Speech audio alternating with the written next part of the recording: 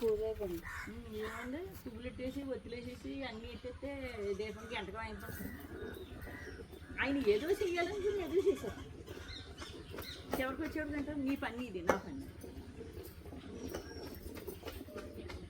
అందుకే కలియుగంలోని మగవాళ్ళు ఆడవాళ్ళు మగవాళ్ళు కాల్చి తినేస్తారు కొంతమంది. కొంతమంది మగవాళ్ళు ఆడదాన్ని కాల్చి అదే మరి స్వార్థ పనులు. తాతయ్యకి ఆకలేస్తుంది, మా అమ్మకి ఆకలేదు. మరి మన ఇద్దరం పనిలో ఉన్నాం, ఖాళీగా ఉన్న వాళ్ళకి ఆకలేస్తుంది. అదే మరి మాకు మహారాజు కేకే మీరు మాట్లాడండి. ఎందుకు మాట్లాడినా? నేను అంతలెక్క ఏం మాట్లాడతాను. తాతయ్య ఆ మంచం తెచ్చి బయటేస్తారు. బాబాయ్ అలకా కొలికి కూర్చుంటే వేసిన రైగల్లో ఎర్రోడికి వచ్చాడని. ఎర్రోడికి ఏదో మొహం బద్దలు ఉంటుంది మరి.